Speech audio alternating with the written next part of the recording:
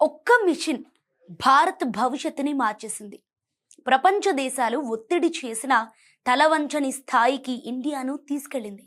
నేడు అణుశక్తి నుంచి అంతరిక్షం వరకు, క్షిపణుల నుంచి ఆర్టిఫిషియల్ ఇంటెలిజెన్స్ వరకు భారత్ సాధిస్తున్న ప్రతి విజయానికి ఆ మిషన్ బలంగా నిలిచింది. ఇంతకీ ప్రపంచ రాజకీయాల్లో భారత స్థానం మారడానికి కారణమైన ఆ ఆపరేషన్ ఏది? ఎడారి మధ్య జరిగిన ఆ రహస్య మిషన్ వెనుక ఉన్న అసలు కథేంటి?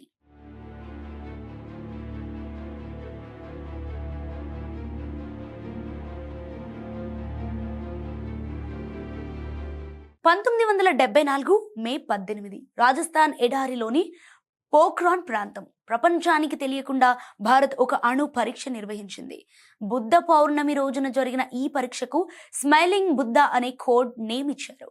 అప్పటి ప్రధాని ఇందిరాగాంధీ దాన్ని శాంతియుత అణు పేలుడని ప్రకటించిన ప్రపంచ దేశాలకు మాత్రం ఒక విషయం స్పష్టంగా అర్థమైంది. భారత్ అణు సాంకేతికతలో తన సామర్థ్యాన్ని నిరూపించిందని తెలుసుకుంది. అయితే ఆ నిర్ణయం తర్వాత భారత్ ఎదుర్కొన్న పరిస్థితులు సాధారణం కాదు. అమెరికా సహా పాశ్చాత్య దేశాలు ఆంక్షలు విధించాయి, ఆధునిక సాంకేతికతను నిరాకరించాయి, అణు రంగంలో సహకారాన్ని నిలిపివేశాయి. సో ప్రపంచ అణు వ్యవస్థలో భారత్ను బయట పెట్టేందుకు కూడా ప్రయత్నించాయి. కానీ అదే సమయంలో ఒక పెద్ద మార్పుకు కూడా ఆంక్షలే కారణమయ్యాయి. బయట నుంచి టెక్నాలజీ రాకపోవడంతో భారత శాస్త్రవేత్తలు స్వదేశీ మార్గాన్ని ఎంచుకున్నారు. అప్పుడు అణుశక్తి నుంచి అంతరిక్షం వరకు, క్షిపణుల నుంచి అధునాతన పదార్థాల వరకు భారత్ నెమ్మదిగా తన సొంత సాంకేతికత సామ్రాజ్యాన్ని నిర్మించడం ప్రారంభించింది. అదే ప్రయాణం 1998 మే 11న మరో చారిత్రక మలుపు తీసుకుంది. అటల్ బిహారీ వాజ్పేయి నాయకత్వంలో పోఖ్రాన్లో శక్తి సిరీస్ అణు పరీక్షలు జరిగాయి. ఆ రోజు భారత్ ఇకపై అణు సామర్థ్యం కలిగిన దేశం అని ప్రపంచానికి బహిరంగంగా ప్రకటించింది. దశాబ్దాలుగా కొనసాగిన వ్యూహాత్మక అస్పష్టతకు ముగింపు పలికింది.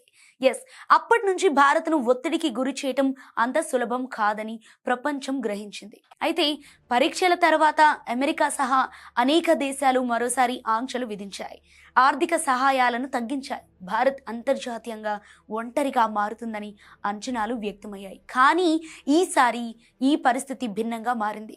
ఎందుకంటే భారత్ వెనక్కి తగ్గే దశను దాటిపోయింది.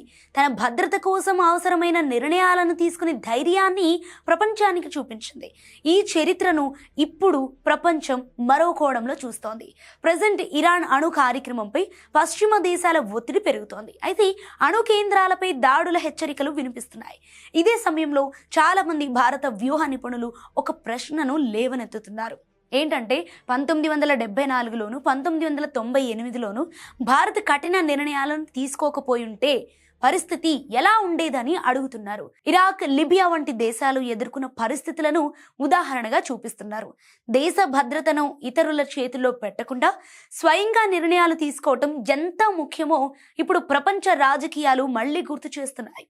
పోఖ్రాన్ తర్వాత భారత్ చేసిన మరో కీలక పని దౌత్య వ్యూహం. అణు పరీక్షలు మాత్రమే ప్రపంచ గుర్తింపును తీసుకురాలేవు, అందుకు సమర్థమైన చర్చలు కూడా అవసరం.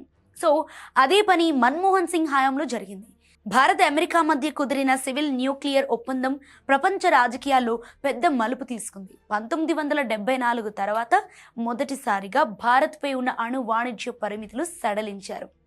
ఎన్పిటి ఒప్పందంలో చేరకపోయినా భారత్ను బాధ్యత గల అణుశక్తిగా ప్రపంచం అంగీకరించింది. ఈ ప్రయాణంలో భారత శాస్త్రవేత్తల పాత్ర అత్యంత కీలకమైంది. అణు రంగంలో నిరాకరణలు ఎదురైనా భారత్ తన 3 దశల అణుశక్తి ప్రోగ్రాంను ముందుకు తీసుకెళ్లింది. ఫాస్ట్ బ్రీడర్ రియాక్టర్ టెక్నాలజీలో ప్రపంచ స్థాయిలో ప్రత్యేక గుర్తింపు సంపాదించింది. థోరియం ఆధారిత భవిష్యత్ ఇంధన వ్యూహాన్ని అభివృద్ధి చేసింది.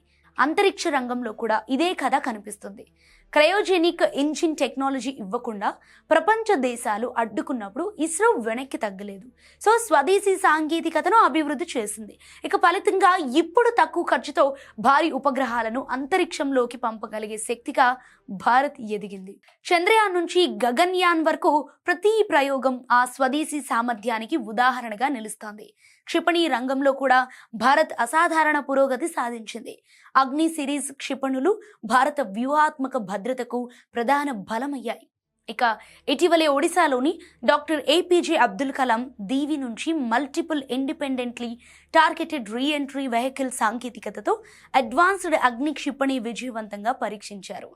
ఒకే క్షిపణి నుంచి పలు లక్ష్యాలను ఛేదించే ఈ సాంకేతికత ప్రపంచంలో అత్యంత క్లిష్టమైన వ్యవస్థలలో ఒకటిగా భావిస్తారు.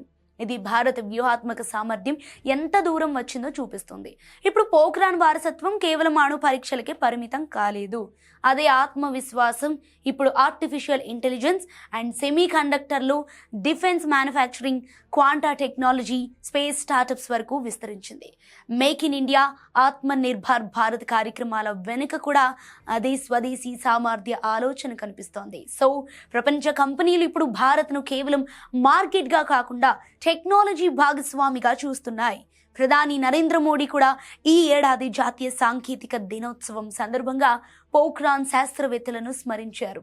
స్వదేశీ టెక్నాలజీ భారత్కు భద్రతకు మాత్రమే కాదు, భవిష్యత్తు ఆర్థిక శక్తికి కూడా కీలకమని చెప్పుకొచ్చారు. పరిశ్రమల నాయకులు కూడా ఆర్టిఫిషియల్ ఇంటెలిజెన్స్ నుంచి ప్రజలకు అందుబాటులో ఉండే సాంకేతికత పరిష్కారాల వరకు భారత్ పెద్ద అడుగులు వేస్తోందని చెబుతున్నారు. ఇక ఇలా ప్రతి సంవత్సరం మే 11న భారత్ జాతీయ సాంకేతిక దినోత్సవంగా జరుపుకోవటం వెనుక ఇదే చరిత్ర ఉంది.